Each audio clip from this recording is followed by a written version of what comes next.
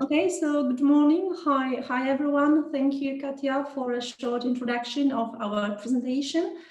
Well, I will do my best to show, explain, and present the so far results of IO8. I think that somebody's coming. Should I enter them from a waiting room, or Katya, will you do it? No, I manage that. No problem. Okay. Thank you. So thank you very much for attending for our session. I'll do my best to make this presentation enjoyable for everyone. I'm here today together with Liliana, our coordinator, and other colleagues from Poznan University of Technology. And I think that there are also our partners, our wonderful partners from Spain, so welcome as well. And of course, I appreciate your support. We are working on IO8, as you can see, which is devoted to English medium instruction for academic teachers and administrative staff. So we've got a division of work, and Poznan is especially working on administrative staff, and Spain on academic teachers, but of course we coordinate, right, and cooperate. So we have two universities involved, as I've told, Spain from Valencia and our university from Poznan. Most of you are familiar faces, so thank you for this time, for you being with us. And first of all, let's make sure that well, you can interrupt me anytime you have questions or comments. Or if something is not clear, please let me know. Okay. Okay, I think that it doesn't change, right? That's okay. So just to start, I have titled this session English medium instruction lesson scenarios for academic teachers and administrative staff. I will divide the session into a couple of blocks explaining what are scenarios and their goals. Then why are they so helpful when working or teaching in multicultural environment, and finally I will move on to the types of students we face, right, at universities, both as teachers or in the offices as administrative staff. So this is some kind of the outline which depicts what we want us to share with you today, right? Let's start. I'd like to start with quoting Cambridge Dictionary, and following this dictionary, scenario is like a possible event, right? So a description of possible actions or events in the future. Or the other definition is that this is a written plan of the characters or events in a play or a film. So if we consider us as well actors, or our students also as co-actors, we can say that well, these possible events can happen at the university anytime, right? So our task is to design and develop the scenarios which will be helpful for the staff in different cases. Right, let's move on. Explaining the task and describing it, we would like to develop EMI guide for teachers and administrative staff that would help them evaluate their skills and performance in a multicultural academic environment, but also elaborating tips to master this type of competence. Okay. Talking about scenario-based learning, we are focusing here on communication. Of course, it enables keeping a fluent communication with multicultural academic environment, right? So this is our first goal. Then SPL uses scenarios to support active learning and communication strategies such as problem solving or case-based learning. Of course, it helps to solve complex problems encountered at multicultural universities, encourages teachers and admin staff to apply their knowledge, and it's easier for them to cover the classes or meetings like in the real world context. It's worth mentioning that such kind of scenario-based learning.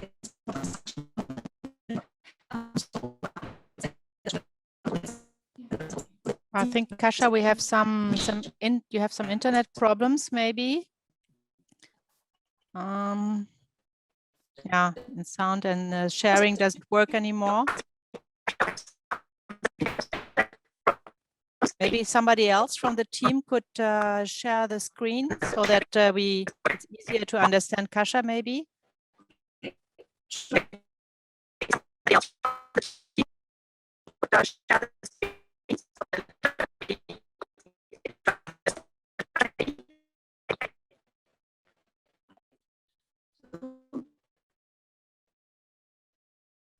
Yeah, maybe Kasia, could somebody else share your presentation? Can you share it in the chat, and we will share the presentation, and then you can turn off your camera. It will be easier to hear you because otherwise we can't hear you.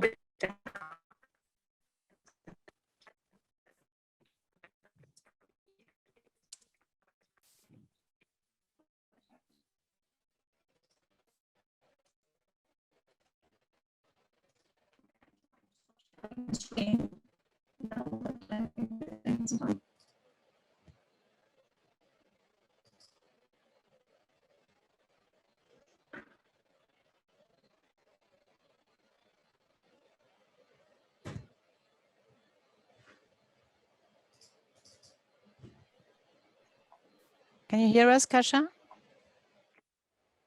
Yes, I can hear you. Yeah. I'm now just, sending my presentation maybe to Nuala. Is it okay? Can you help me? Maybe it would be better. I can. So maybe it's easy. Yeah, we couldn't hear you. So if Nuala can share your presentation, and then you can switch off your camera if needed, so the internet will be better, so we can hear you. I will turn off my camera. Kasia, you can send the presentation to me as well, so we can share. Okay, no problem. It could be Nuala, it could be me. I can talk about it as well. So we will continue, and you can check your connections because maybe it's something temporary. Okay, so. Yeah, I'm sending it to you and to Nuala, right? Just. Okay, good. Okay, thank you very much. Yeah, sorry, I can hear and I can see everybody. So, maybe it's just a moment, right? Sorry for this inconvenience. No problem. This is online conferencing. We all know that, and we all experienced that already. So my internet was bad yesterday too. So that's why I went to the office today. But no problem. We will manage. So as you have a lot of your team there today, so there will be no problem sharing your presentation. Yeah, so it's done. It's done. I've sent it, right? So. Okay, great. So now you can share your screen, Liliana, and I will continue, right? Okay, where is the presentation? Is it on our mails or in the chat? It's here. I have got it actually. I could upload it. I'm opening it now. All right. Okay, so I'll just see if I can bring it up now. Yeah, usually everybody is allowed to share the screen, no problem. Yeah. Okay, so there you go. And I'll put it into presentation mode. Yeah, great. We can see the screen, no problem. Right. And I think, Kasia, you were on this slide, was that right? The slide. The previous one, I think. No, this one was okay. This was the next one, exactly. So the next. Okay, the next one. Okay. The next one as well. Oh, the next one you want? Okay. Yeah, please. Right. Okay. And the next one. So the next one. Okay. Yes, that's it. That's it. Right. Okay. So, actually, I think that I have already explained to you what are the goals of scenario-based learning. And next slide, please. Well, in general, we are going to focus on cultural diversity at our universities, right? And these two groups of people, I mean, admin staff and teachers. So, well, we all know that traveling and moving abroad to study for a degree is increasingly popular nowadays. And well, research and statistics of studying abroad from September to 2012 reported that the number of students studying abroad was increasing by 12% each year. So as you can see, the number is quite high. And fast forward to 2019, and the number of students crossing borders for international study experience continues to increase. Well, we all need to admit that coronavirus somehow stopped this tendency, but I think that the prognoses are optimistic. Let's hope that they are. So the world continues to become increasingly globalized. And it's inevitable that no matter where in the world you study or teach, you will meet and get to know new groups of people from various cultures and backgrounds. Okay, can I ask for the next slide, please?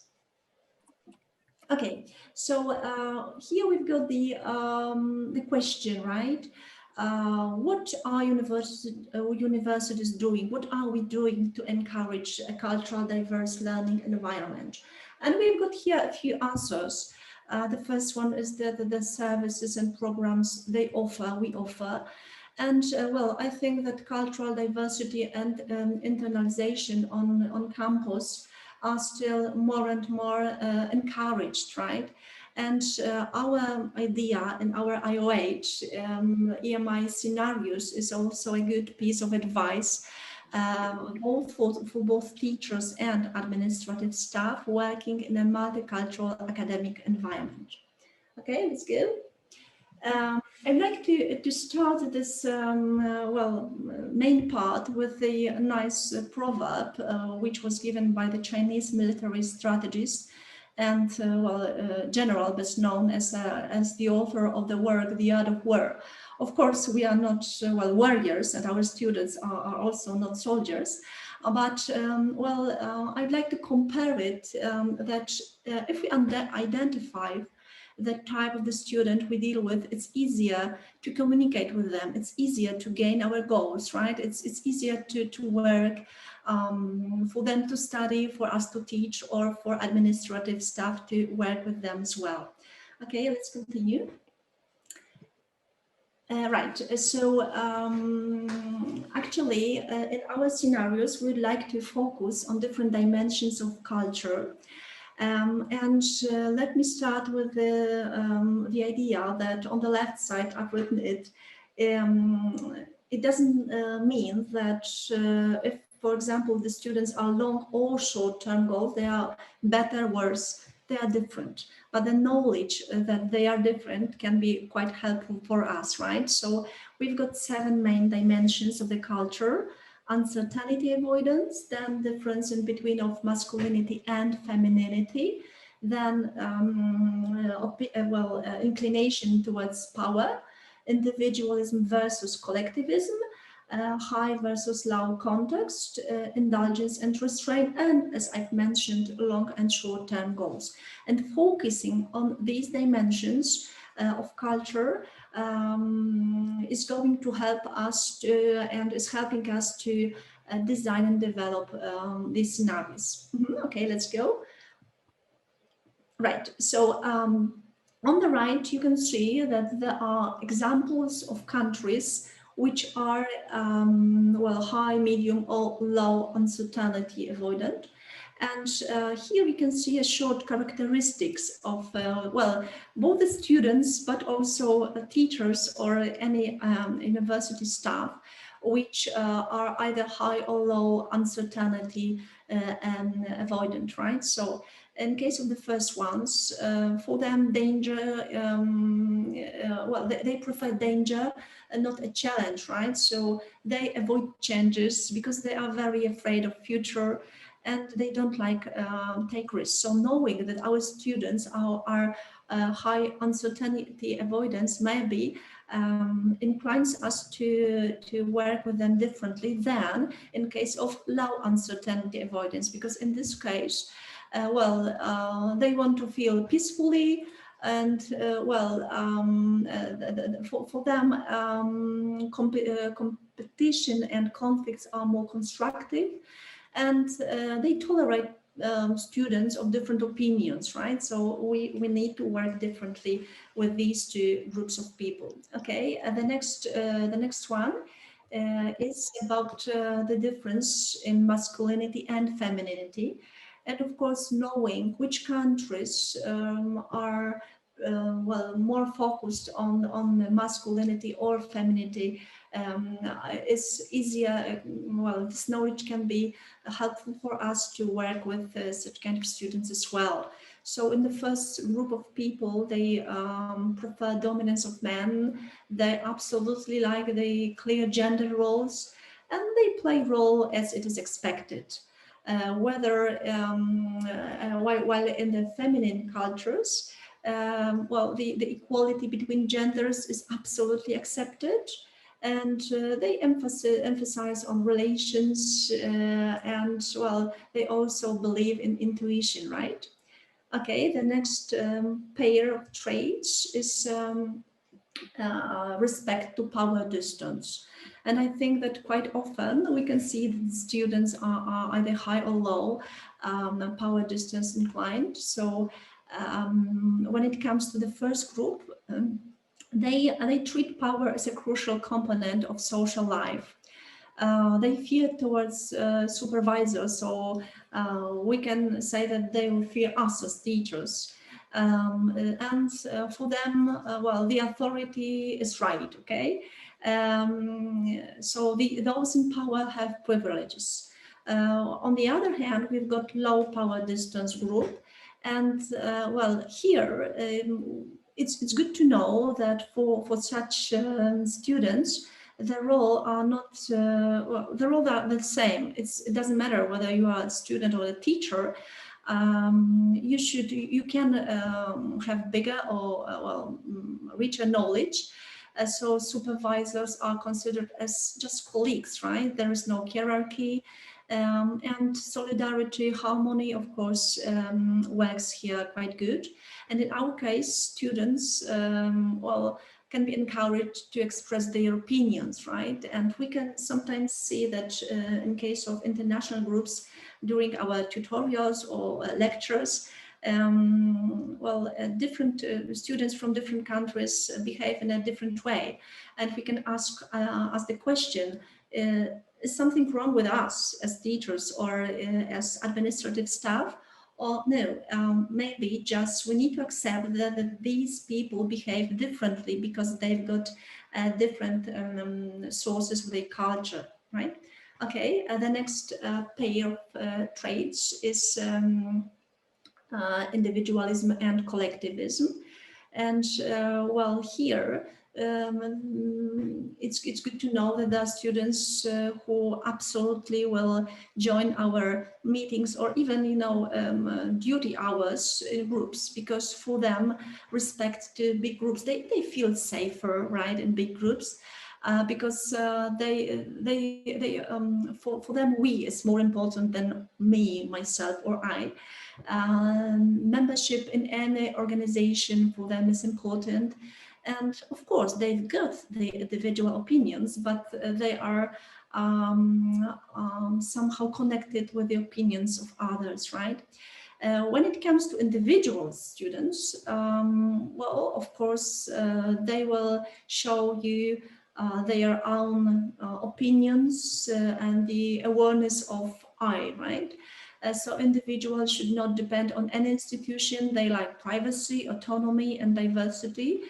And let me remind you once again that, it doesn't mean that there are better or worse students because they are more collectivism or individualism inclined, but knowledge that they are different, both for teachers and admin staff, can be helpful. So talking about it in our scenarios and explaining it, in our opinion, can lead to better understanding and better cooperation with these students. Okay, let's move on to the next slide, please. High and low contexts, right? I think that we all face students like the representatives of these two, and sometimes we need to get in lines, in between of lines, in the case of high context students, right? Because for them communication is just based on the intuition. Conversely, low context students, they prefer direct messages to be sent, right? So they absolutely want to know what they should do, how they will be assessed, and everything needs to be very clear for them. So communication via words and clear gestures is a common feature here. And I've pasted here a table which is somehow summarizing the differences in between of low context and high context students, right? So we've got here identity, care, need, and communication, and we can see that they are absolutely different. And it's good to know what students, what kinds of types of students we are work with.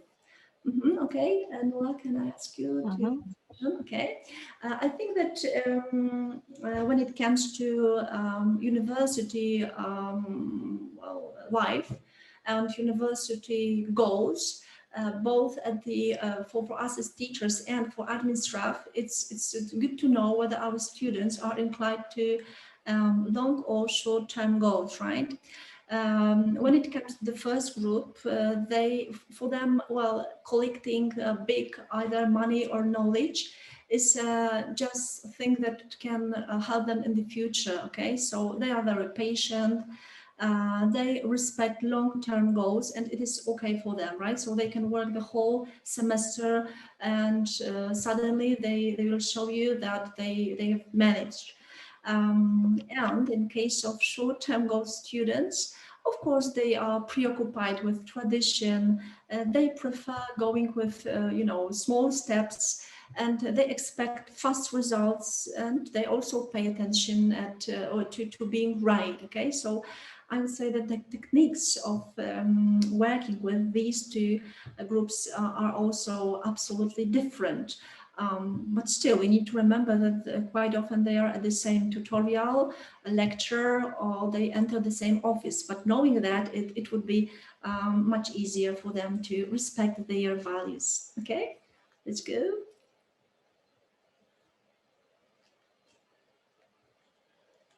Nola, can I ask for the next slide, please? Sorry, there's something is stopping me moving it. Okay. Now, am I having technical details? I don't know. The technical problems. It's not moving. Really? Maybe you can just stop sharing and then share it again. Yes, let's try that. Okay. Well, let's try again. Okay. Is it moving when you're not sharing?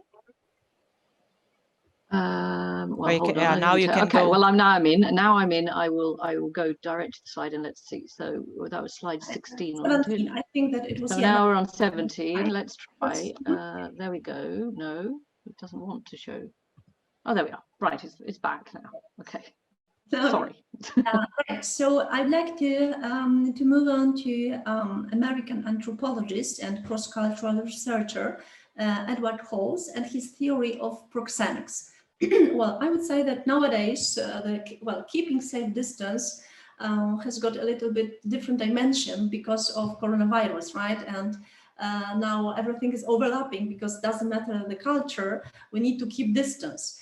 But when it comes to the culture and communication with students, we also need to respect proxemic rules, right? So as you can see, I've pasted here the table which depicts the distance and description, which are which is familiar for a different space, right? Like intimate, personal, social, and public.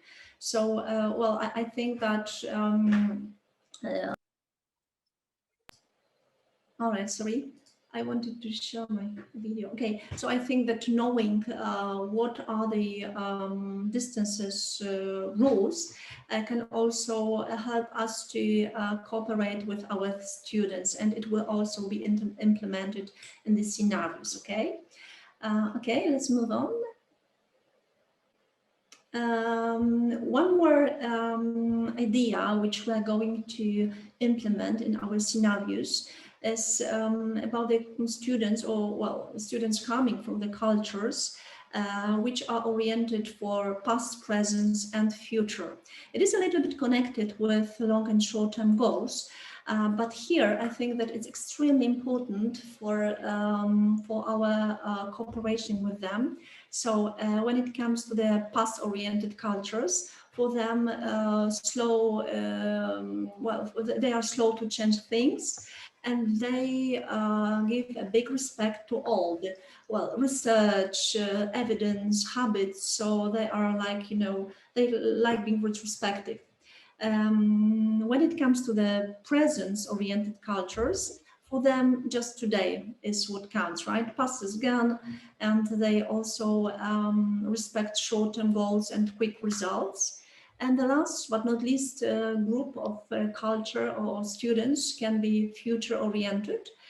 So they are very optimistic about future. Even if they fail today, they are happy because maybe they will, you know, pass tomorrow. Okay, so they are very creative when it comes to plans to survive in life, at the university, and everywhere. Of course, they are big risk takers, right? Okay, let's go to the next slide. Okay, it's got stuck again. I think it's because when I press mute, I'll have to stop the share and do it again. I'm sorry, I didn't realize it was causing it to block. Okay. All right, let's try once more. No. It's a bit of a disaster, isn't it? Okay, let's do it once more.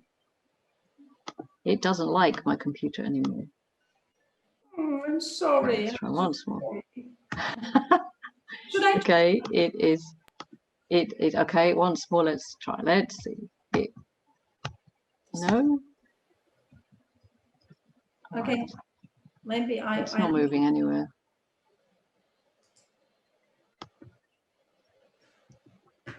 Let's find the actual slide. Okay, I've got it moving.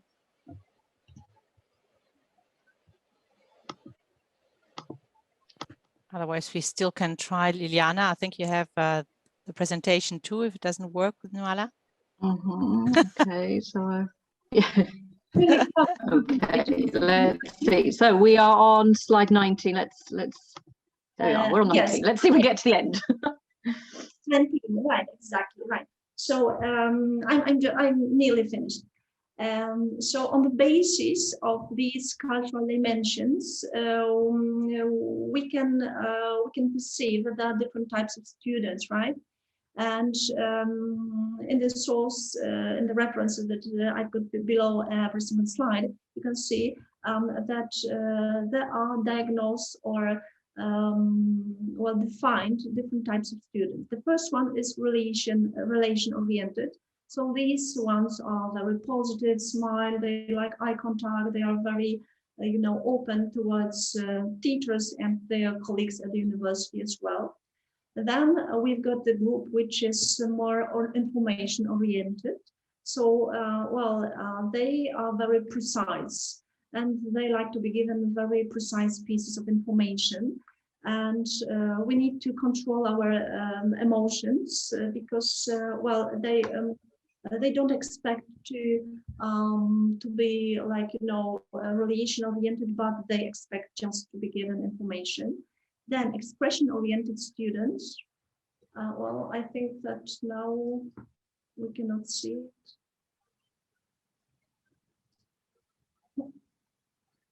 Okay, can you hear me?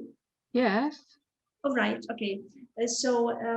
Yeah, expression-oriented students refer to the opinion of recognized people. So it's absolutely important to give them references, bibliography, because according to the authorities, they believe what we are talking about. Then we got task-oriented ones, and well, in their case, we absolutely need to keep promises because they are organized and they want us to be organized as well. Okay, let's try to change the slide. Maybe yes, it worked. Okay, perfect. Okay, and there are three more groups. Maybe I don't like the name aggressive, but it appears in the references, right? So I think that we are all afraid of students who are aggressive, and so let's hope that we do not have a big number of students like that, but sometimes it happens. And it's good to know how to cooperate with them, how to communicate with them as well.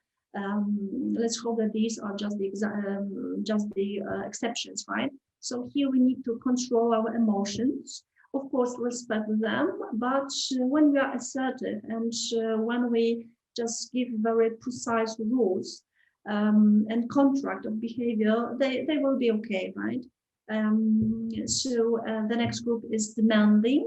And of course, it's quite similar to information-oriented students. So in this case, we also need to be quite controlling our emotions in their case, because they can ask for a specification, very precise knowledge, and of course, if you are good prepared to the lecture or to the any kind of activity with such students, everything is okay. And last but not least, type of students, these are specialists, right? So here we need to control our emotions because, they've got very high expectations and they don't want you to be just, happy or smile or whatever, but they need to, see reliable sources, and they absolutely want to stick to the knowledge, right? Specialistic knowledge. Okay, so these were all the types of students. So as you can see, knowing cultural dimensions and types of students, our scenarios are going to design and develop some kind of possible events that can happen at our universities. So to conclude, we've got a few final goals, right? So becoming aware of cultural differences is the best preparation for workplace, right? So our scenarios will be prepared as a possible event. Then English medium instruction and such kind of learning uses a real life context. Teachers or admin staff work every day. So these are not going to be artificial cases, but taken from our everyday life at the universities.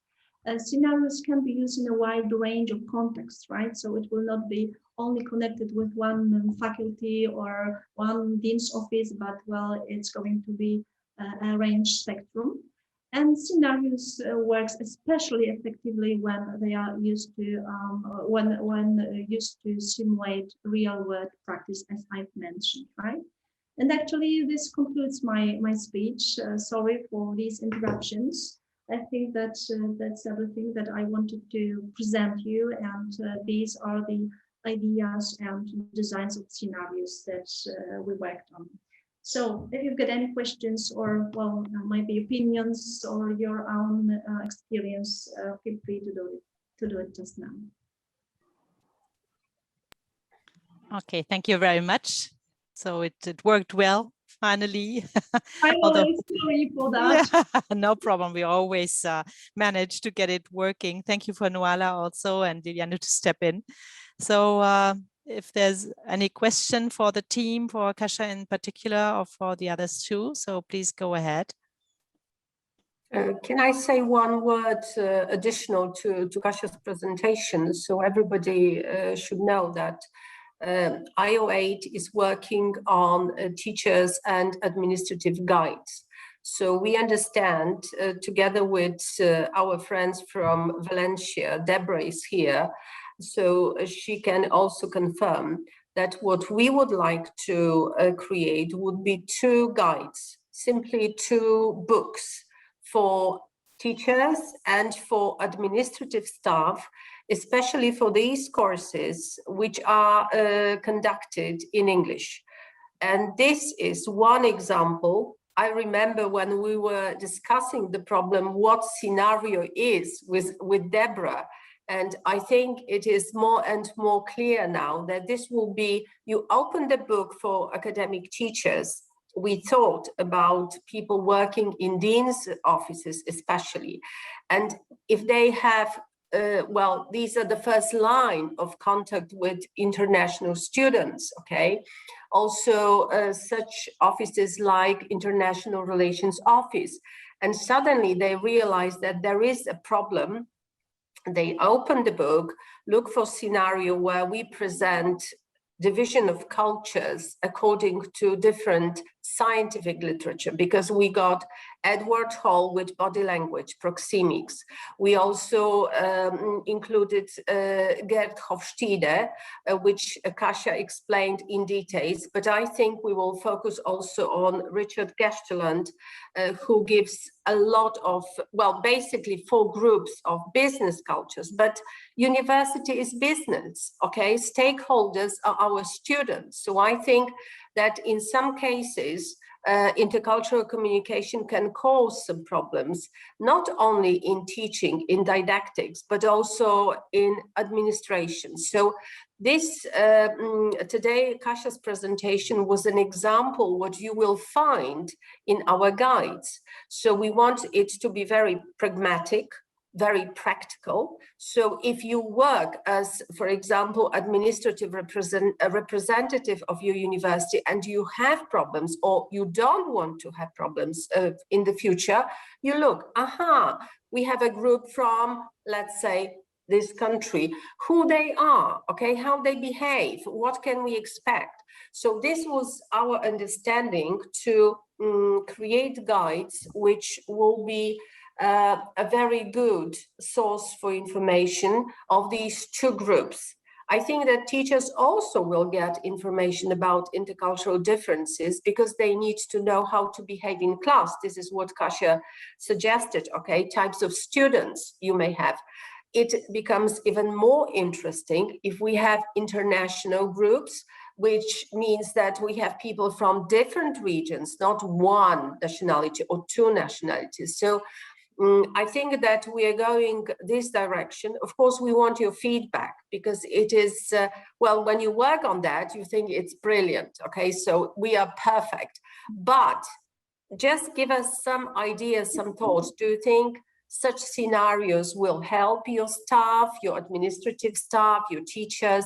Would you like to find something else? Do you think it is good? This is the way we are going. Deborah is working on a teacher's guide. Of course, we are together, but focusing on theories about EMI, because this is a interesting topic, but we have to be careful that we are, in some countries, we talk about CLIL, content language learning. In some countries, we talk about English medium instruction. These are 2 different points to talk about. And I think we will have in Teacher's Guide a very, very good scientific approach to EMI with a lot of examples. This is what we have thanks to Deborah.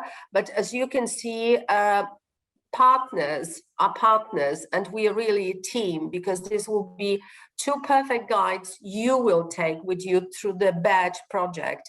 And I think disseminating in next year, it will be also to show what we have. So this is what I wanted to add to explanation, and it gives me also a short time, but when we move to IO1, this is also a cooperation within partners on some practicalities, okay? So it is not just to be done within the project and forgot about it, but I think it will work and it will live together with our students. Thank you. Okay, thank you very much, Liliana, for these comments. Very interesting for those who are not really into the work packages and the intellectual outputs, as we have some guests also from GELS and from outside. So I saw also that Mimi arrived. Hello, Mimi from Malaysia. So we're quite happy to have you here with us. And Michelle also from Hong Kong University. So nice to see you. Okay, are there more questions for the teams about this EMI point? No more questions? Okay, so maybe they come up anyway. I will leave my Zoom open during lunchtime. So if somebody wants to discuss with another member here, you can make an appointment and meet on that Zoom or meet somewhere else or another time. Of course, you're most welcome to contact us. You will find also all the presentations on our website afterwards, so you can watch them again and maybe contact the different team members to ask questions. So I suggest we are in our time slot. So if you would like to go on with the same team, more or less, one part less for the IO1 also. I will unfortunately have to leave you. Really, I have an important meeting at 11, so I will name Liliana host of the meeting for this time, but I'll be back and I will watch the presentation then afterwards as soon as I can. So please go on with the presentation while I'm changing the host, and I may be back in very short time, hopefully. Okay. I would like to, before Nurala starts, a very short presentation. IO1 is our package where we want to present interpersonal communication module. We divided the module into a few units, and I think that today we would show examples from Nurala's work. She concentrated on communication course for engineers, taking into account written communication, very important and work, very important for students, but I think more important for graduates. I think that it is important to say that all the modules are created on the basis of the same template together with our partners from Valencia and from Krakow. So as a final project element, we will have templates of courses which you will use, and some of them, I'm talking here about Poznan and Spain, they will be put on the Moodle platform, so you can use them also with your students during English classes or any classes you have. So let me give the floor to Nula Mederski. Nula is academic teacher at Poznan University of Technology. She is, I wouldn't say native speaker, but I have to say that she is a very helpful hand in many delicate issues of English language. But I think I would say that she speaks perfect Polish, better and better. So we have two in one. And today she will talk about different forms of written communication course. Nula, the floor is yours. Okay, thank you very much for that introduction, very kind. Okay, so as Liliana mentioned, I was in charge of the task to look at forms of written communication. And so I would like, during this short presentation, to kind of bring you through a little bit of my thought processes, how I came to prepare the unit and the progress that I have made and the team has made kind of in general. Okay, so when we mention writing to students, oh, here we are, we've got a problem now with my moving, it's stuck again. All right. I'm sorry, it doesn't like to sit very long. It doesn't like to sit very long on my screen. Let's try it once more. Maybe this time I can help you. Well, maybe I will have to do that. Yes, I'll send it to you, Kasia, and let's see if we can. Okay. This is our team, how we cooperate. Yeah, yeah. Okay. By email, right? By email, yes. I just have to get it.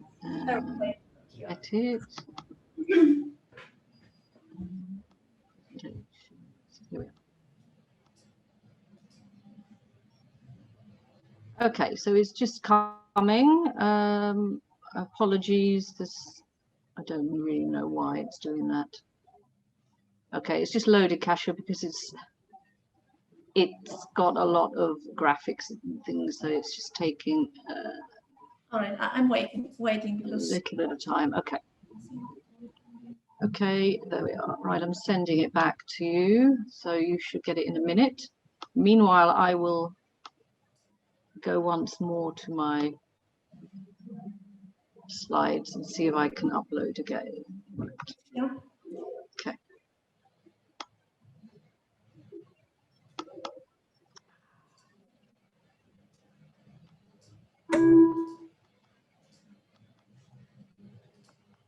Okay.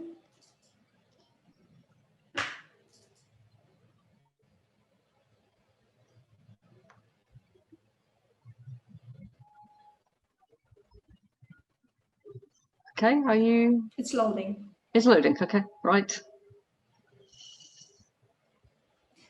Okay, I'll have to tell you lots of clicking because there's a bit of clicking later on for you to be doing. Okay, so let us go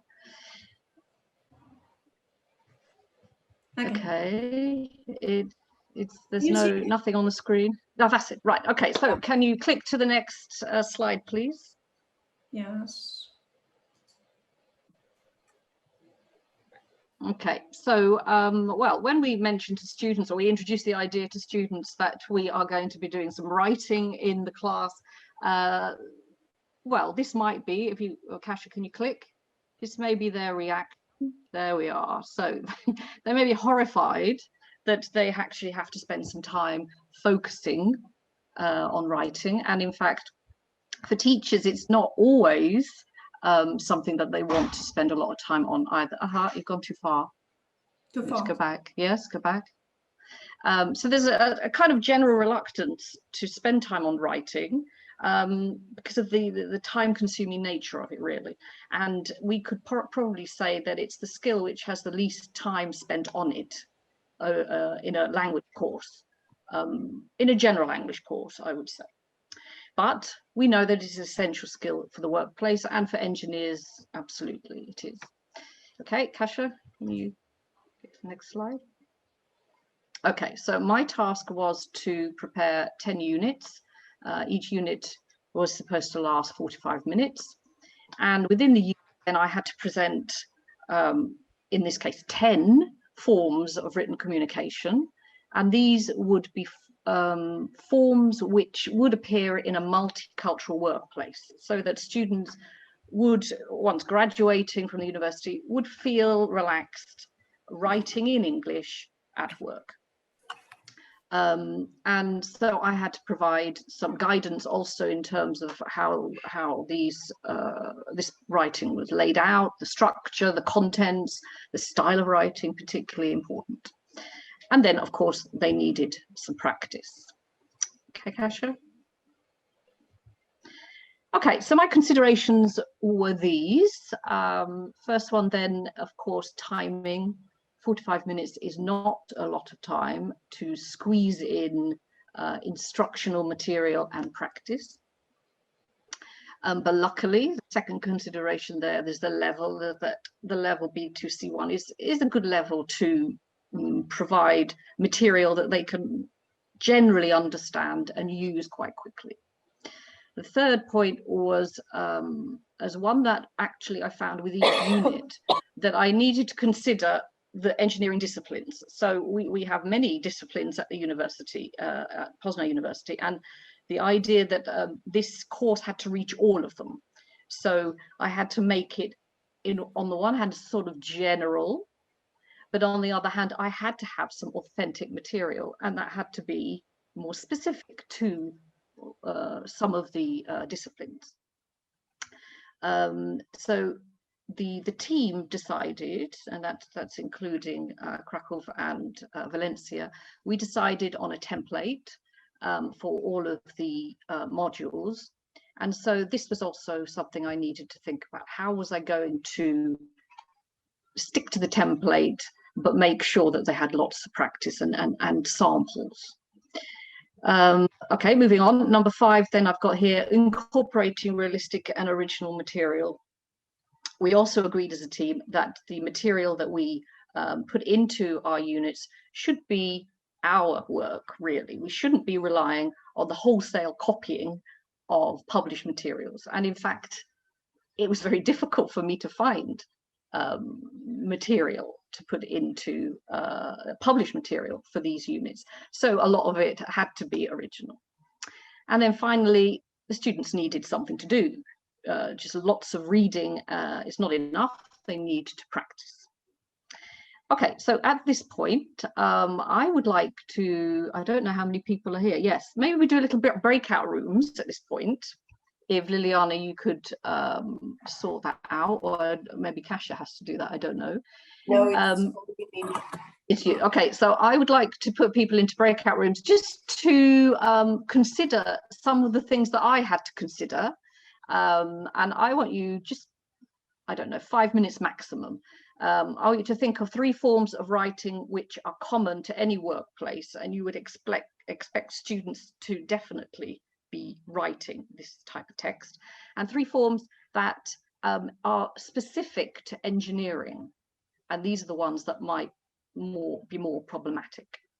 And in the breakout rooms also, I'd like you to consider the things that I had to consider. So Kasia, if you go back 1, yeah, can you think of, when you come up with your documents, can you think of, right, okay, how is it going to be good in terms of timing? How is this going to fit different disciplines? Can you provide some practical tasks connected to it? Because there were some documents I thought of, but the actual practicality of it was really quite difficult. So Liliana, could you split people out? I will suggest, because there are 16 people now altogether. I don't know, because I can't see all faces, so maybe some people are here, but they will not join the room. Yes, you're right. But I will divide us into 4, so we have 4 per room, if it's okay. Yes, and we will see, okay? You will give us the time, and then I will, after 5 minutes, I will stop and we will come back all together, okay? Okay, yeah, and 5 minutes maximum. Yes. Automatically, yes, so. Okay. Hey, Liliana. Hello.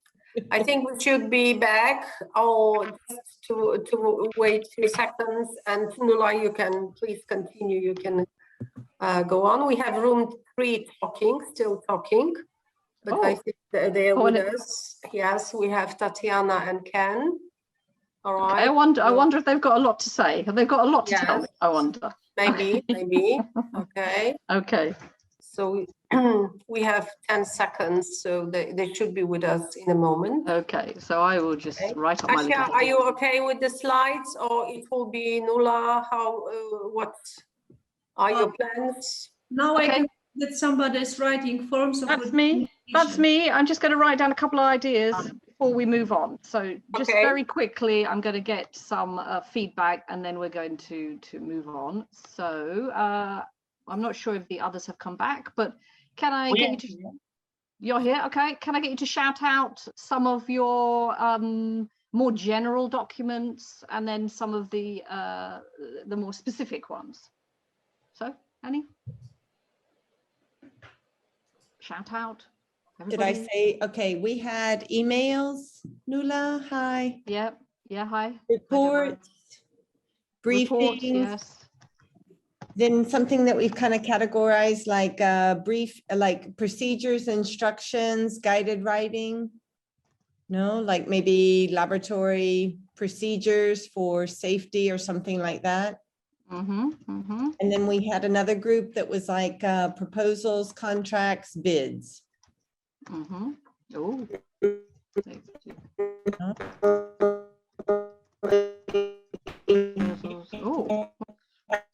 Somebody speaking. Who's speaking there? Okay. Bids. Oh, that's a nice list. Anybody would anything with anything different would add to that, or any more specifically engineering? In Malaysia, we are so used to using WhatsApp in communication. It's very extensive. I mean, whatever it is, whether a workplace or even academic, we use WhatsApp. So perhaps in writing, in written communication, we can put that in. That's interesting, that one, actually. Yeah, I didn't actually even think of that. That's an interesting idea. Okay, well, they're the ones then that you've come up with. And I actually have to say, apart from WhatsApp, most of the others I did consider. So I wonder, Kasia, if you could bring up now the slides. Right. And we're going to have a look at my list.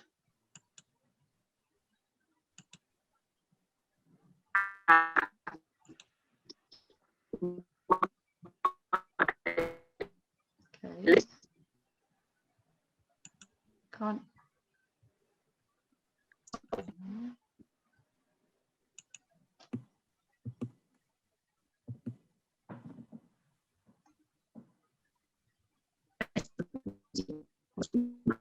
It's not coming up. No. Aha, there we are. Okay. Can you swap the next slide? Thank you. Oh, the next one. Sorry. Okay. So here we go. These are the units that I looked at. And as you can see, there's some of the things that you mentioned, and then there were some other ones. Some of them are general, and some of them are more engineering type documents. So, of course, emails and memos, meeting minutes, these are more general things that you get in any type of workplace. But then things like incident, accident reports, things connected to safety, for example, technical instructions, summaries is something we're going to look at now. And summaries I looked at from the perspective of somebody who was working in research and somebody who's working in an engineering firm, but also possibly in a kind of position of doing research or on the more business side. Okay, and one of the ones also, I've written formal letters, but really it perhaps goes into more the point that was made, or the example that was given of bids, because in there I'm looking at letters of agreement or letters of intent. So these more formal documents that need to be actually on paper, they cannot be emailed, and they are in some cases used as a type of contract for some engineering work, for example. Okay, Kasia, do you want to move on? Okay, so I talked about a template, and there is basically a kind of way that we decided we should lay out our units for all of the modules. This is basically it. There's a couple of things added, but these are the main things. We have a little discussion to get started, some warm up. We have an introduction to the main reading text, the instructional material called Did You Know? That might give some statistics or funny information, something like that. The main instructional material, which in my case is in the form of writing. It has to be, because I needed to provide a model for each of the forms of writing. And then some practice exercises. Further practice was basically for self-study or for those students who finish quickly. So introductory discussion. Here are some examples. There was always 3 questions, and the 3 questions here are connected to summary writing. Who reads summaries?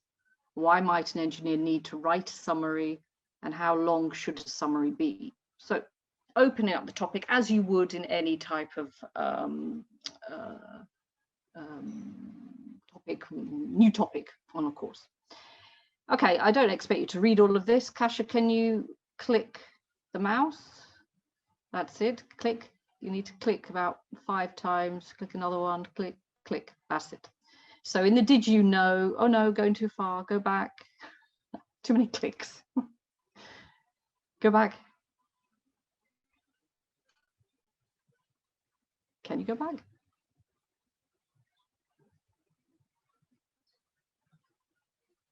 Is it? Oh no, we've lost you. Okay, anyway, as Kasia's going to come up with it, I highlighted then, I just wanted to highlight that I don't want you to read the big text because there's no time.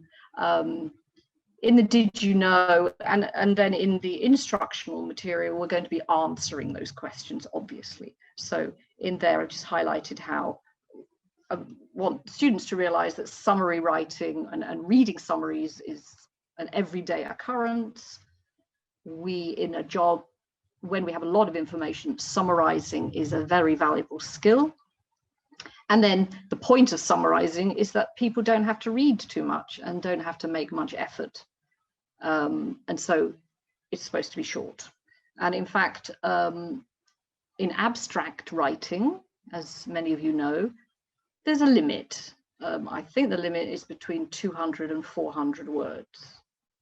Whereas in writing something like an executive summary for a business report, it is about 5 to 10% of the actual report. Okay, Kasia?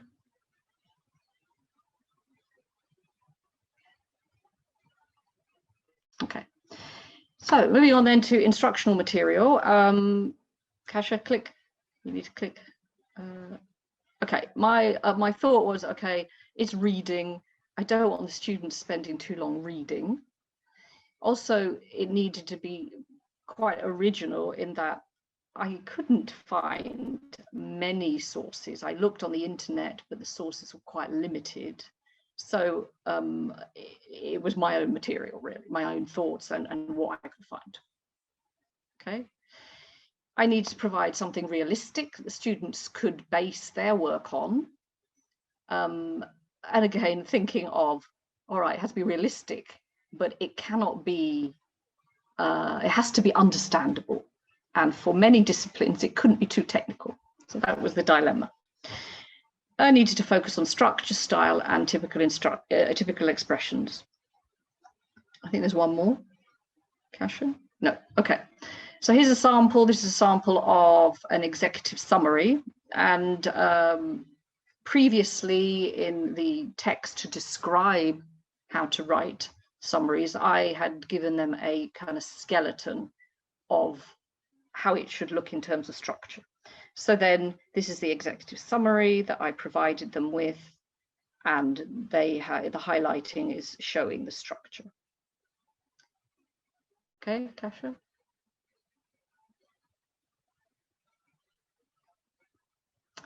Okay, the next slide is just leading on to the practice material, because I'm aware then that particularly on slides you don't really want to be sitting reading, so I just want to move relatively quickly to the point.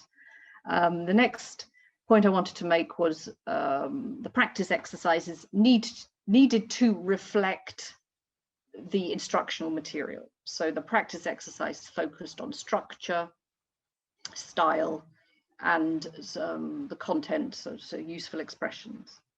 And so the practice exercises also needed to bring in all of those elements. And so we have here, this is an example exercise.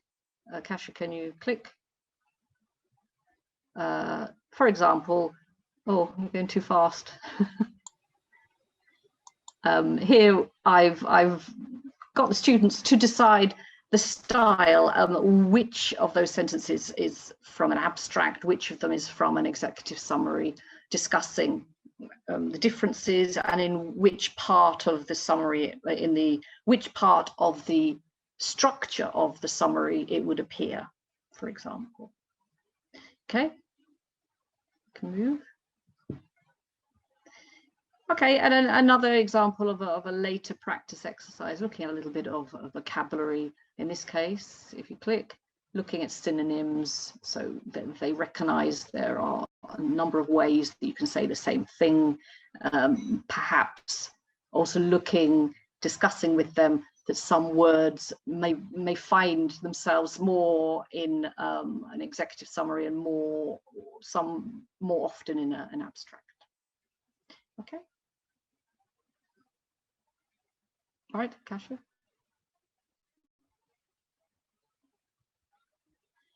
Okay, so progress to date.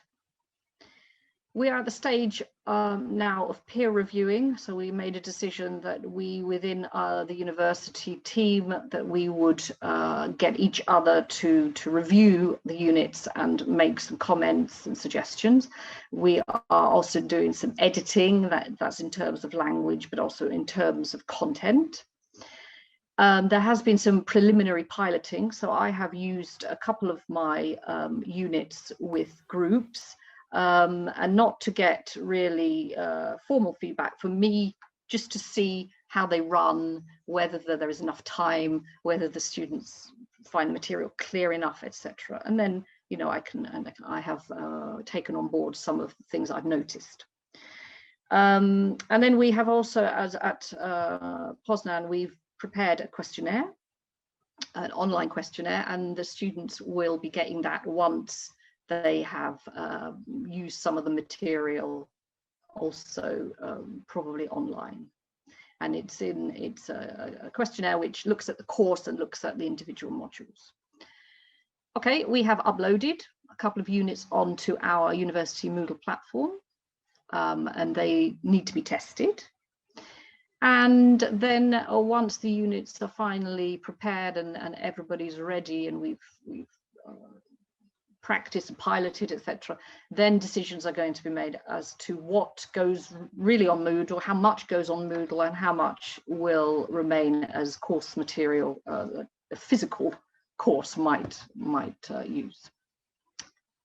Okay, Kasia? Okay, so final remarks. It's a work in progress. So obviously we are open to changes. I'm open to changing things if I feel that it's not going well, that my ideas were not such good ideas in the end. But so far, so good. I got some nice comments from students. They seem to enjoy a couple of those units. And I'm welcome. I'm open to any comments, suggestions from you as well, in terms of what you've seen or anything that you could suggest in the future. Maybe you know some particular types of documents that really I should include and I haven't. So that's it from me, actually. Okay, thank you. Thank you very much, Nuala. I think we can just open now with some minutes for discussion to just listen to our partners, to other IOs. As a final remark, I would like to say that the courses we are doing as IO1 at Poznan University, we're thinking about remote modality. Okay, so even if we come back to university life, I think that either hybrid form could be possible, so we can use the courses.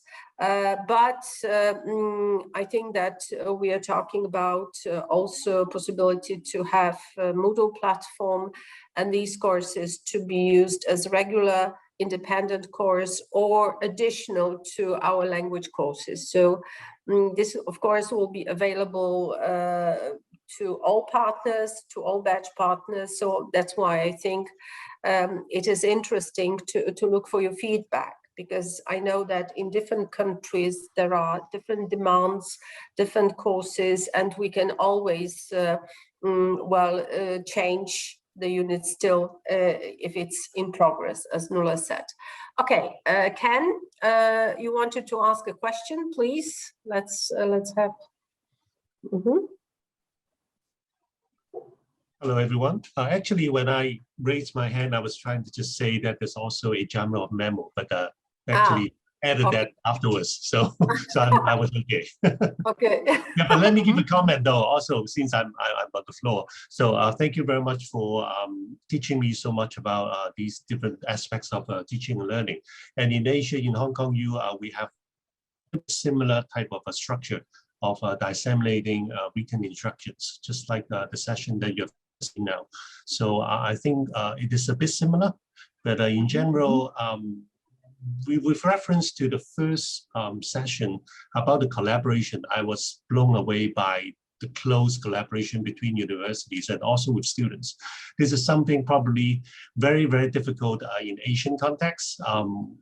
Inviting students to be able to kind of make materials with teachers together. So it basically goes back to maybe Katya's cultural dimension of saying that some of the students in Asia may be a little bit reticent and conservative.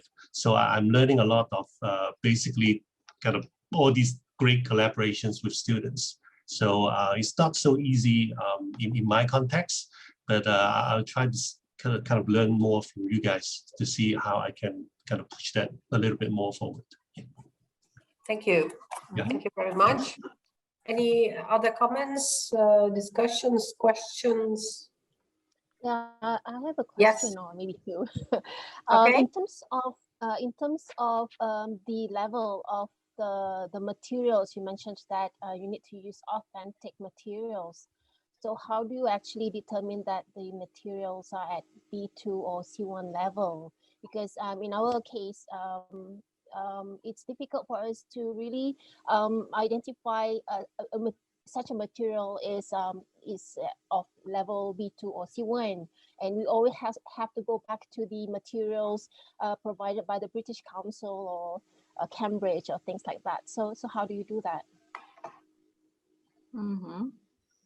Okay, well, I guess it's from teaching, really. You kind of have an idea of the level that you're aiming at and the level of students that you currently teach. So I do teach B2 C1 students, and I guess also, I suppose because I'm a native speaker, I also kind of can grade the levels. I can see, okay, this is something that is like a proficiency. It cannot be used.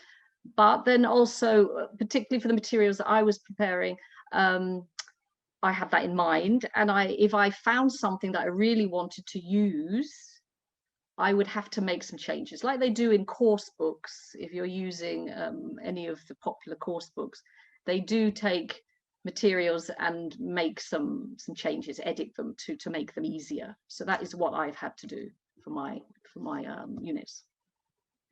And also, I think we have some experience because we are using Common European Framework of Reference for the levels, starting with A1 to C2.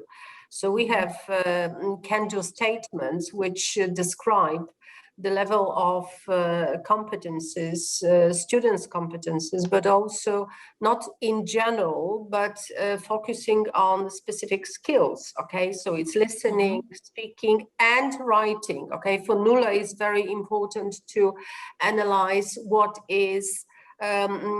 it means to be at level B2 C1 at writing part, okay? So in few projects, our previous project at Poznan, we had been focusing on levels and distinguishing and finding differences, okay? So if you show us a test or a text, okay, in English and in any other languages, there are teachers who know very quickly, okay, this is good for B2, this is good for C1. Nuala is in a team preparing final exams for our students, okay, and she works with tests on level C1, and I think it helps a lot. So, of course, there are certain key words which help you to define the student profile at a given level, and this is how we work. Okay, so and also I think it is important to say that these texts which you can find in IO1 in all units are authentic, but they're not taken from other books. Okay, so it was this is what we focus in Poznan, especially, that we have to write their own texts. Okay, so not to copy paste or even ask for publishing house for just permission to publish the text, but we created our own texts, okay, which was difficult and time consuming, but I think it's worthwhile. Okay, so we don't deal with publishing rights, we don't deal with any problems of copy and paste, okay, so breaking laws, etc., etc. Okay, so yes, Teresa, please. So I would just like to know, thank you for sharing all of this information. It's wonderful. I'm wondering, when you say you create your own text, does that mean that you actually invent the name of your own company and create figures and things like that? Or do you... Well, yes. This is how far it's gone. I have, for some of the text, luckily I have some colleagues and I have some people in my family who work in certain companies, and they have provided me with, yeah, exactly, they provided me with some examples, and then of course I can't use that material straight off. I have to invent a name, I have to invent people. I look at the layout and think, okay, how can I make that a little bit clearer for students? So yes, this is what I've done. So okay, well done, congratulations. That's so much energy. I'm blown away. Well, yeah. It's been tricky, but you know, interesting at the time. You know, well how done. Far does my imagination stretch? Okay. All right, thank you. I would like to pass now to another unit, which was prepared by Elżbieta Vendome.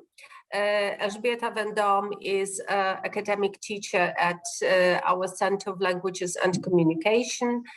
She teaches English for specific purposes, but also she had some lectures on intercultural communication, especially differences in business between Poland and states, as she stayed, and she lived in many years in the States. So now, Elżbieta, the floor is yours. Could you give us a short presentation? Let's hope your PowerPoint works. If not, we will share. So now we have experience, yes, so we are ready just to see how it goes. Okay, so we have few new people coming. It's John. It's also, I think, Dorota from our language center. So hello, Dorota. Nice to see you. Okay, so you can share, Ella. So let's try. We can't hear you. Okay, because, okay, no, we can't hear you. You have your microphone. Okay, now, yes. Now it's okay. Can you see my screen? Well, yes, you started sharing. Yes, now it's okay. Okay, now let me get this stuff to the slideshow. Okay, how are we doing? Very good. Very good? Mm-hmm. All right. Thank you. Yes. So here we are. Mm-hmm. Okay, so I've decided to have three main parts to my presentation. One, a short introduction about why we need to teach presentation skills to future engineers. The second part, I wanted to lead you a little bit, give you like a short tour of my units. And finally, I have the workshop part where I wanted you to work in groups on some of the samples of the exercises that I included in my units.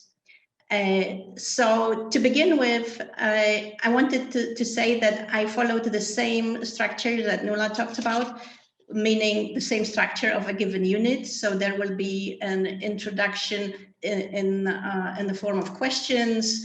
There will be this "Did you know" part, the instructional material, which is also writing, and then exercises and further practice. So I followed the same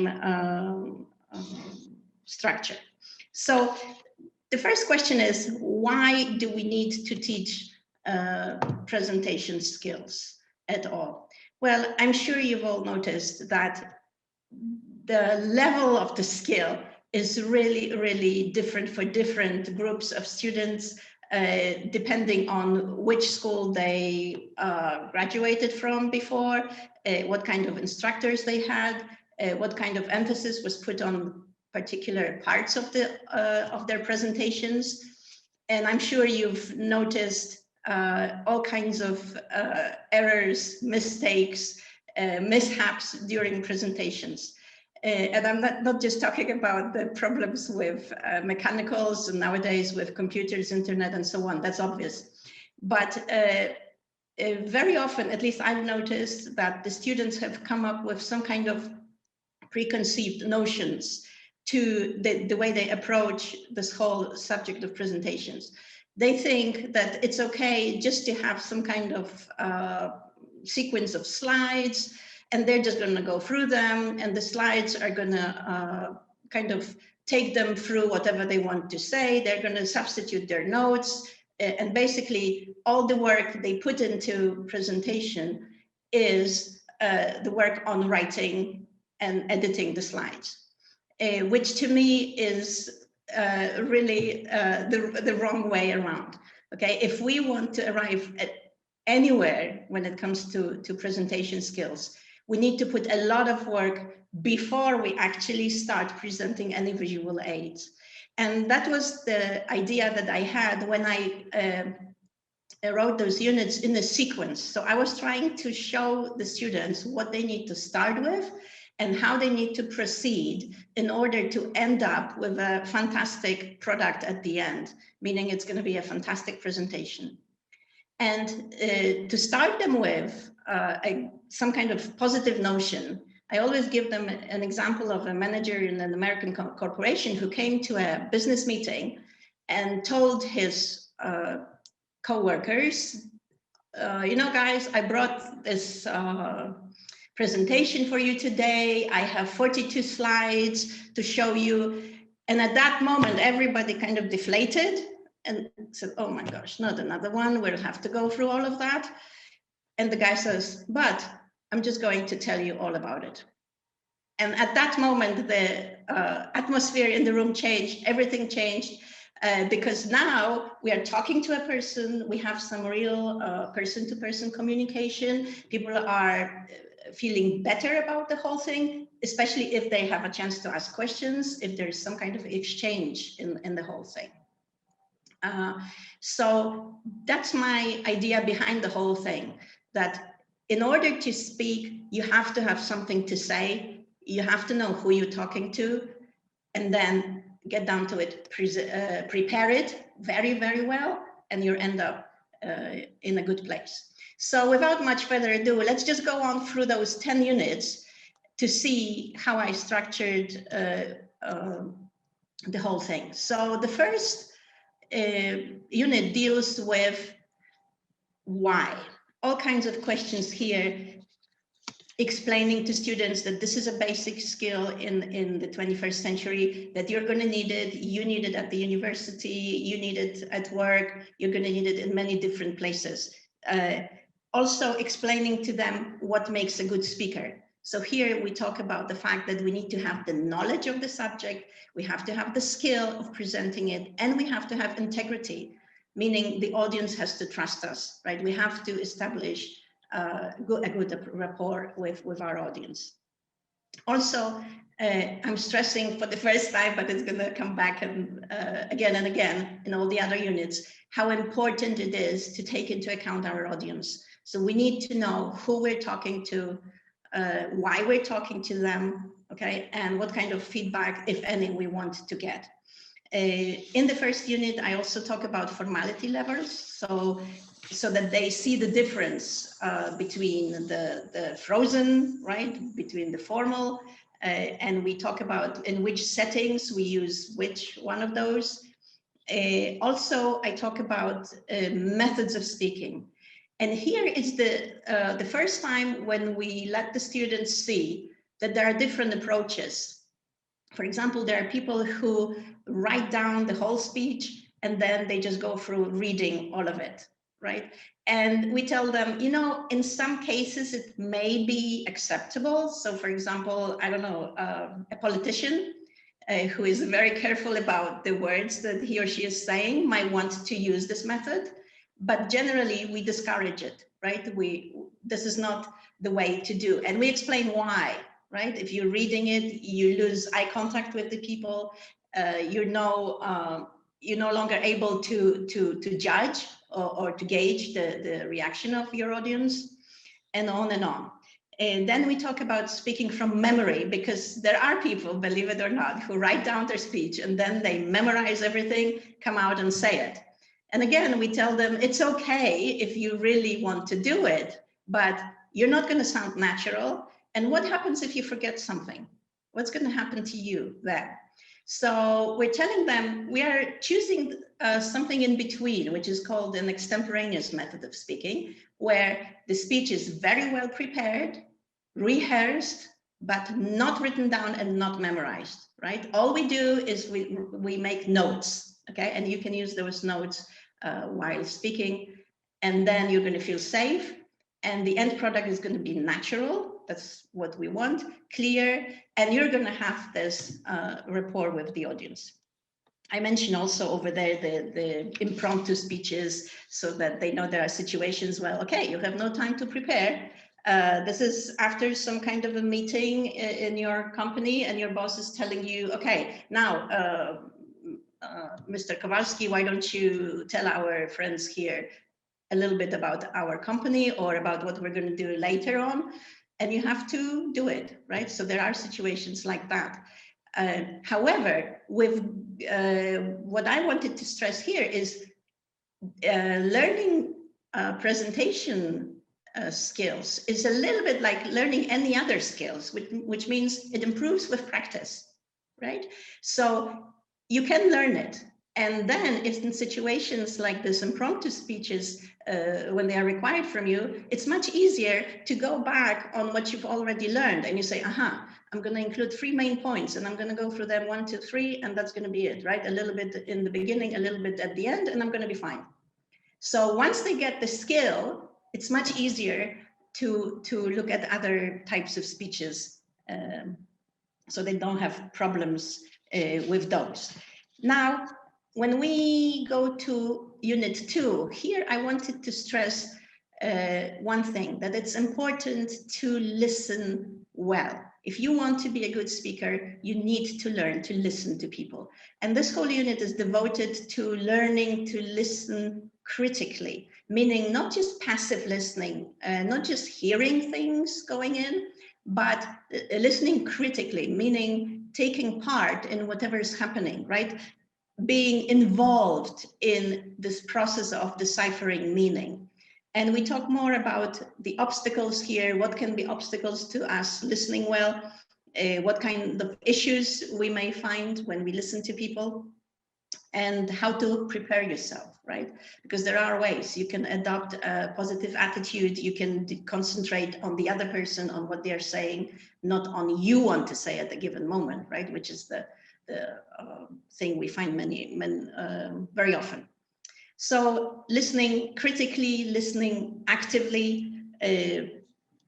I'm going to just continue on to Unit 3, where I started this preparation process by teaching them that if they are allowed to select the topic, because very often in both at university and at work, they are just given the topic, right? And they say, now you prepare a 5-minute speech on something, or 10-minute presentation on a specific subject.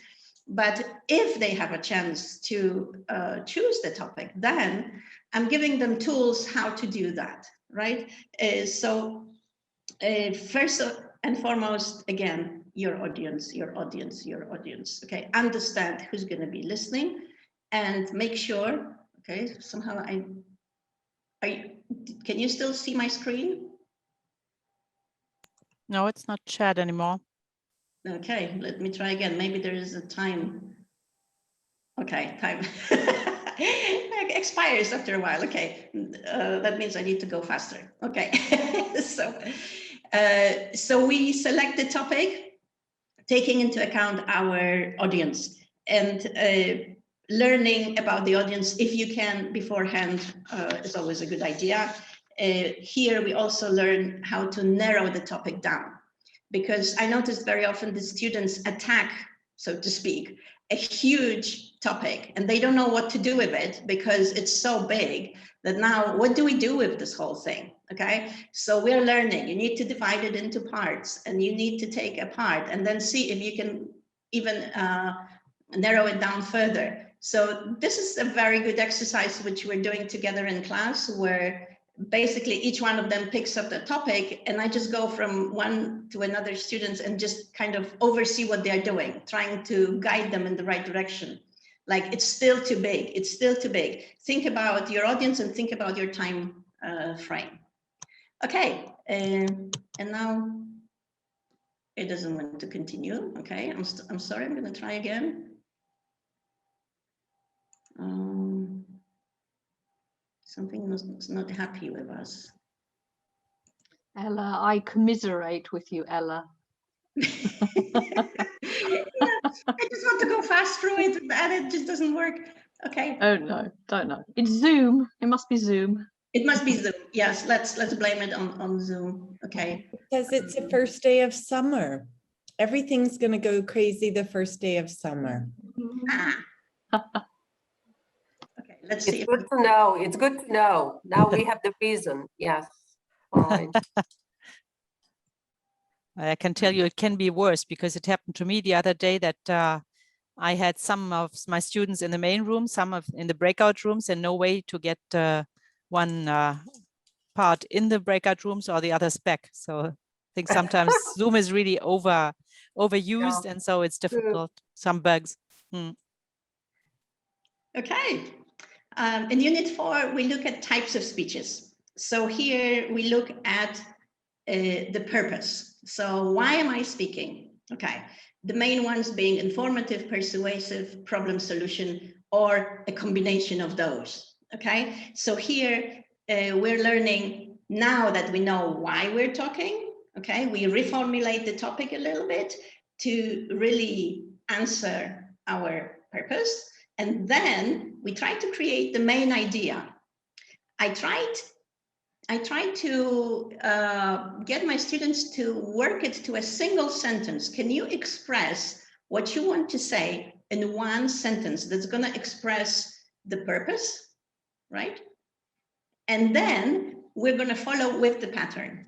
So once you can do that, it's much easier for them to choose the pattern. If they want to go topical, chronological, or problem solution, it doesn't matter. But first, why are you speaking? What do you want to do? Do you want to inform the audience? Do you want them to react in a certain way? Do you want them to do something after your presentation?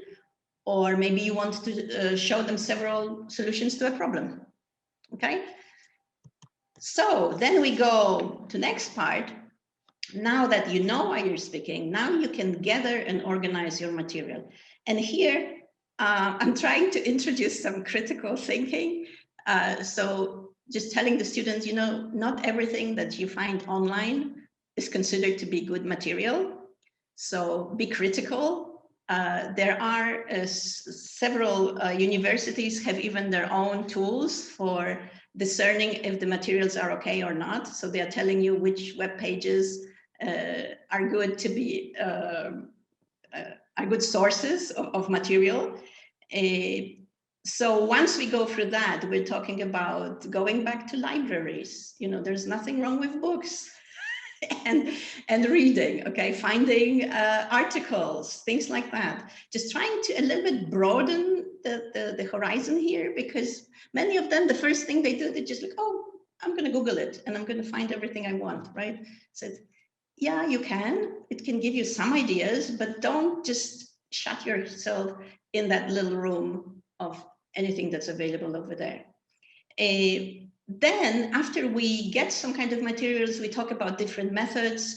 Some people prefer mind maps. Some people prefer hierarchical solutions, that they write the most important idea first, then they go into smaller ones, whatever. It's up to them. I'm just telling them, remember the acronym KISS. keep it short and simple. Okay, so whatever you gather, basically, at least for Polish students, you need to get rid of 2/3 of what they have in order to have a nice, concise presentation. There's always too much. So we evaluate the resources, we look at authors' credentials and things like that here. Then we go to actually writing the outline.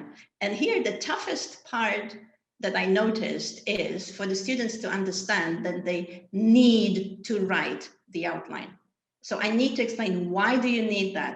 Why do you need to build this skeleton? Of course, it may change. There may be things that are going to be moving there. You're going to reordering them. You're going to be doing different things to it. But still, why do you need the outline? And then we show them, okay, you need the outline because it's going to guide you through your speech. So you're going to have the 3 main parts, the introduction, the main body, and the conclusion. And it's going to be based on your outline, right? So, of course, work in progress, they have to learn to summarize. And here, from the point of view, again, from what I'm seeing in the students that I meet, is that you can make them write a nice introduction. They learn to do that after a while, that it needs to grab the audience's attention, that it needs to be interesting.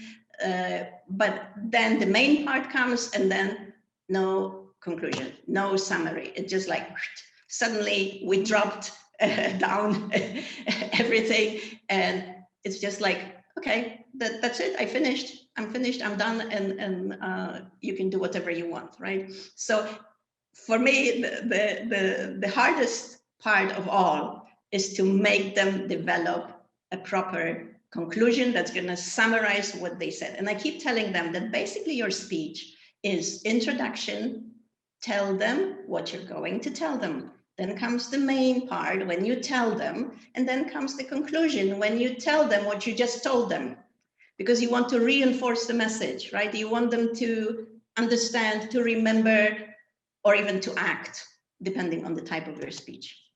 Okay, in part 7, we talk about the language, how to work on the language, right? Now that we know what to say, we're working on how to say it, okay? And how to have a clear, correct, appropriate language to the level of your audience, to the setting, how to sound natural, enthusiastic, checking the basics. We talk about the fact that if you want to include humor, you have to be extra careful because of cultural differences, right? Not everybody's going to react the same way to your joke.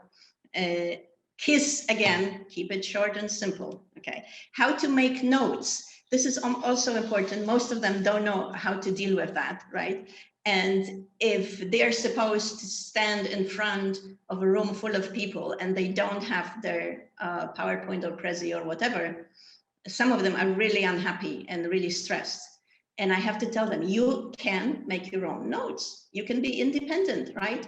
As we know, laptops break down, the internet connection can break down, everything can break down. But if you're still able to go on with your message, you're good.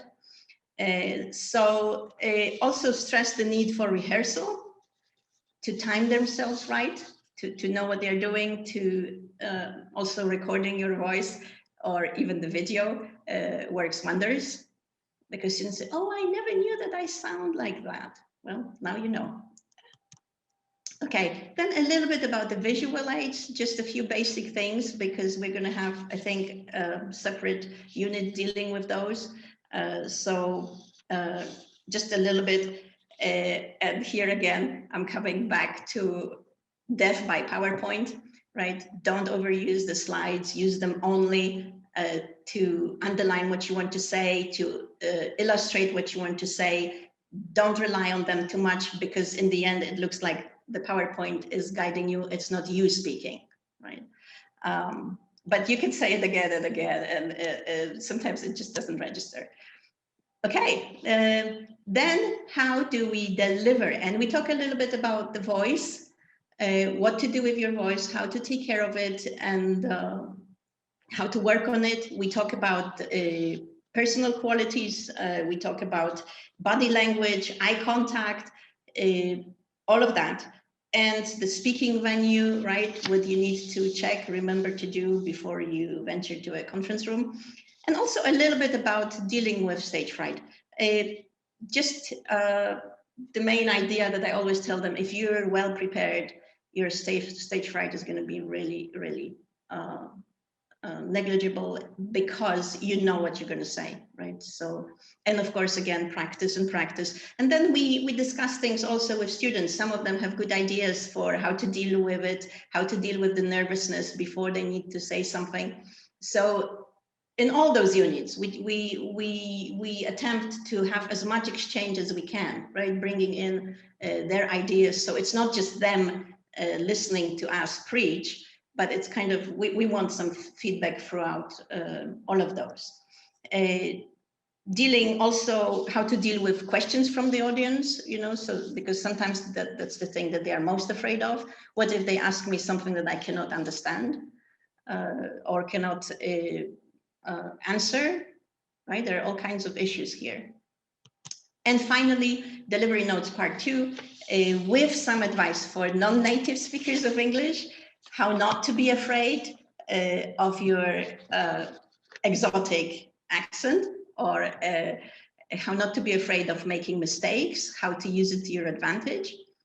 And because of our pandemic, over a year of online presentations, a few issues here. So just to make sure that they understand that they need to adjust their speeches, that you cannot take just your presentation that you made for a classroom and now you're going to do the same thing online. It's not going to work. We're telling them how to adjust it, and also how to work on the specific issues, like what does camera see? What will your camera see when you're on, right? So we're telling them about lighting and angle, background disruptions, and so on and so forth. And the last part that I've included here is a performance speaking checklist. So for all the exercises that we want to use, there is a list of things that we look at. We look at the structure of the speech, we look at the delivery, and then the overall impression. And this is very useful when we finally have our presentations with the students, because then they know there is a clear guideline that they just follow it, and this is what they have to deal with. And it also helps them evaluate other students, right? Because after each presentation, we have an open discussion. What did you think about it, right? Was there a proper opening, and so on and so forth. So we go through it together. All in all, I'm afraid I need to be finishing now if we want to do any of the workshop part. So I think we can maybe talk after you have a look at the exercises. I prepared a file of 12 exercises. I think we won't be able to do that, but let's just look at maybe a few of them together in groups, if you can. And if we could, after getting back together, I would like your feedback on which exercises you liked, which ones you think are a waste of time maybe for your students, or is there something else? Maybe you have some other ideas that I could include, okay? So what I will try to do, I'm going to stop sharing, and can I include, yeah, I think I can include the file in the chat so that everybody gets the same thing. Let me go through it. You can either send it as a file or as a link, as you wish. Both is possible. Okay. I think also, Ella, take into account our timing, because lunch break, I think for some people will be to go and to go out maybe, so not to be too late. We should finish at 12:15. I think we will be okay. So let's do some of the exercises, or maybe let's limit, okay, to 2. So we can even, I don't know whether you want to talk in break rooms or just all together. because well, we are 14 on the list, but I think I can't see the face. I don't know if these people are with us now. So maybe it's up to you, but you can see us who can participate. So even if we put into the rooms, there could be some, well, just black boxes without persons Do you in. think it makes more sense to do it together? Yes, if you can show us on the chat, I would suggest this, because then you know who is with you, okay? So you can see ours, and I think we can participate in the discussion. Okay. And I think we really need to stop at 1:15, because Yes. you know, so it's important. And I know that Mimi, she just wrote that she has to leave, so she's not there. Yeah, My it's okay. intern had to leave also, so okay, so we're not all there for sure. Yeah, I was just aiming for 50 minutes, you know. That's why I'm running through it and trying to get as much done as I can. So here it goes. There's the file that you can open and have a look at it. Okay. Okay, it worked for me at least. I opened it.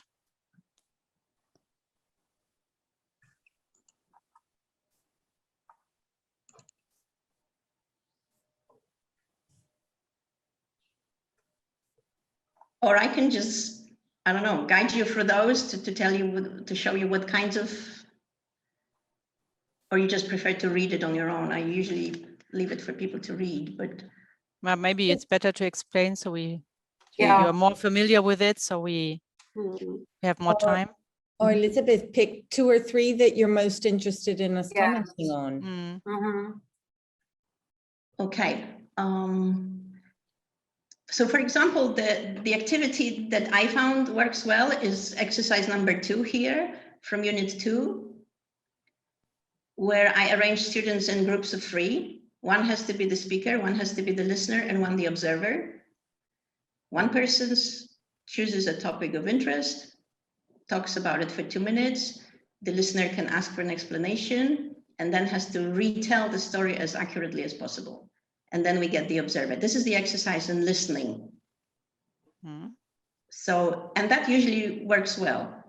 Then the exercise number 3 is about different audiences. So here we have 3 topics, for example: recent advances in computer science, a brief history of the automotive industry in Poland, and hobbies. And we discuss what would happen to the presentation if you gave it to a group of foreign engineers, or if you gave it to your fellow students, or if you gave it to a small group of families with children visiting from a different country. So here it makes them think a little bit about the fact that they may have different audiences, because working for them, being at university, it's always the same people that they talk to. It's always their fellow students or professors, and that's it. Now, the fun exercise is number 4. Here we are looking at the purposes. So I asked them, what do you think is the purpose of having a speech that is entitled, for example, number 1, my most embarrassing moment at university, right? And here we go into the whole discussion. Well, entertainment, yes, but maybe informing people as well. Well, how do you know? And then once we get to number 4, we have a full-blown discussion, lots of laughter, with women make better drivers, right? That's usually a lot of fun here, because we have mostly gentlemen students, but there are a few women there, and it's fun to see what's happening. Now, exercise 5, this is again convincing listeners to either change a belief about a fact, is it true or not true, changing an opinion, or asking them to do something. So here we look at how the topic should be formulated. So we know, okay, this is persuasive, this is problem solution. So again, if you give them something to talk about and to even to quarrel sometimes, right? then I find it that we get a lot of feedback and they begin to understand certain points. Now, 6, we can, this is just discussion about quotations. Then we have writing outline in exercise number 7, where they basically have to think of their own outline for the same topic as other students. And then you look at the outlines and you compare them, and then you tell them, okay, I like John's outline. Now, John, what do you think you did well here? And the other students kind of join in, and they start discussing it in detail, and they're saying, yeah, John did this right, but I think we should also include that. And then again, that's what you want to get. You want to get a discussion about something. Brainstorming visual aids is number 8 for a particular topic. Then looking at organization, number 9. Then exercise 10 is about reading aloud, just to teach them to speak more slowly when they make a presentation, right? So that the others. If I may, of course, we can see the set of exercises, but what I would like to add is that your course will be, again, on the Moodle platform, and we can use, as teachers, the course as an independent. If we teach, for example, public speaking skills, it can be a part of our any English class, okay, which we deliver with our students. And also students may use the course having autonomous learning, and maybe from time to time meeting us in a class, okay, because we are still positive, and maybe we think about next year that these courses will be available for students as extra activities, but also we can do it as a regular course. But we prepare the unit and all the units, the whole course on public speaking, again, in a remote modality. So this is how we prepare for the badge project.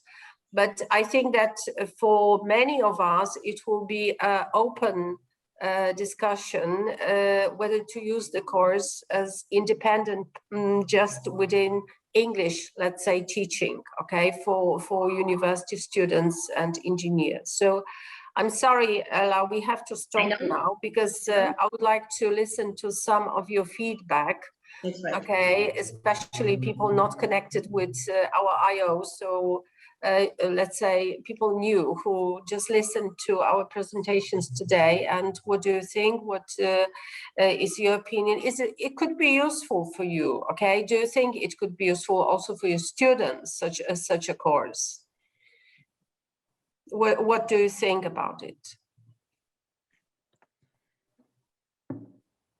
Anyone? Teresa, what do you think? Well, first of all, thank you again. It was, I think, really great to have the opportunity to share and to listen to the experience. I've done a lot of courses myself in oral presentations and what to do. And if you like, I can forward you a course that I had done. It was, I taught lawyers how to make their speech and to make their defense going into a courtroom. So there's a lot of work on the use of pathos, a lot of use of, you know, how am I going to convince this audience? What stance am I going to take? Am I going to be, you know, use statistics, or am I going to tell a very sad story? Or, you know, it's different methods goes back to the time of Aristotle when they began making speeches. The whole question is, how do I go about making this speech? And if you like, I can share with you, I can send it on to Elizabeth, and you can see if it's there are things in it that could be useful that you might like to add on. So with technical students, we have different kind of issues here. We have to go down to basics, you know. Maybe with C1, C2, we could try something a little bit more advanced here, but but even things, for example, their techniques, for example, like repetition. You know, like the "I have a dream" speech. You know, you've got things like that. That even with a lower level, in a foreign language, there are things that you can do where you can get them to, you know, what you said about using the message, and you want them, their conclusion, it's what are they going to take away with them. So sometimes by getting them to keep it short and simple, but sometimes it's just finding a small formula. It's something short that they can repeat, and like again, the use of repetition, small techniques like that that can be useful. So yes, thank you very much, because it's very helpful, I think, for all of us from IO1 to see that there are courses here and there, and especially your experience is valid here. Okay, so it's really important for us. Okay, yes. Any other comments, or we can leave some other discussion or questions just to have during the break? Katja, so the floor is yours now. Thank you very much. So thank you for your presentation. I had to leave in between. I'm really sorry. So I will watch the recording afterwards. So thanks again, and hopefully we will have time to discuss it a bit further. I'm sure a lot of people are interested, but it's a difficult time actually. People are in grading and juries and whatever. So we'll have a lunch break, so to recover a bit, and then we start again at 2 o'clock. So try to be on time. If you can be there this afternoon, it will be really interesting too. It's about sustainable writing skills for engineers from 2 to 3, a workshop. So you will be active. It's with our German and Greek partners from Athens. And then you will be there again with IO1, I think at 3:15. It's Gosha, I think, who is presenting, if I get it right. So maybe we can also discuss a bit further about IO1 at that moment. Okay, so yeah, hope to see you this afternoon.